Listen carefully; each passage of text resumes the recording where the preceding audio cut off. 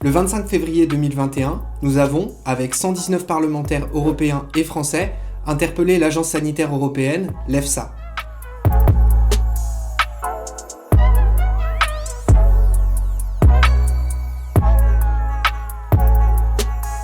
En effet, un arrêt de la Cour de justice de l'Union européenne l'oblige normalement à étudier les effets à long terme de l'ensemble de la formulation des produits mis sur le marché et pas seulement des composés isolés déclarés par le fabricant.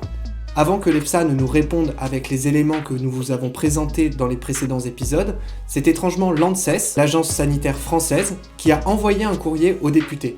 Oui, ils ont envoyé une lettre pour répondre à une autre lettre qui ne leur était pourtant pas adressée. Dans ce courrier, l'agence se défend et affirme qu'elle effectue des analyses de toxicité à long terme des produits qu'elle autorise. Ce qui est surprenant, car dans les pièces demandées pour constituer un dossier de demande d'autorisation de mise sur le marché, ce type d'étude n'est pas présent. Ah oui, et au cas où vous vous poseriez la question, les données à analyser sont là aussi fournies par les industriels.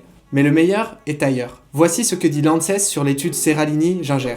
Elle signale que l'analyse est fondée sur un faible échantillonnage et renvoie la responsabilité aux services d'inspection et de contrôle de réaliser une étude plus large pour définir si oui ou non les produits analysés sont effectivement généralement empoisonnés.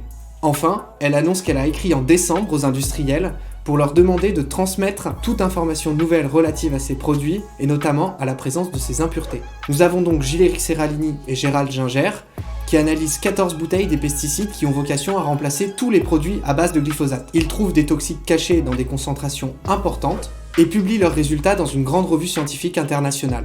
Quelle est la réaction de l'agence ? Est-ce que c'est « nous allons par précaution retirer ces produits avant que tout le monde ne s'empoisonne avec et nous allons vite chercher à savoir comment cela a pu arriver ?» Eh bien non. La réaction de l'agence, c'est « rien ne dit que vous ne soyez pas tombé sur 14 mauvaises bouteilles. Nous vous laissons vous adresser à la DGCCRF pour qu'ils fassent des études plus larges. De notre côté, nous allons envoyer une lettre aux industriels pour qu'ils vérifient la conformité de leurs propres produits. » Est-ce cela que l'on peut attendre d'une agence sanitaire censée garantir la santé de toutes et tous ?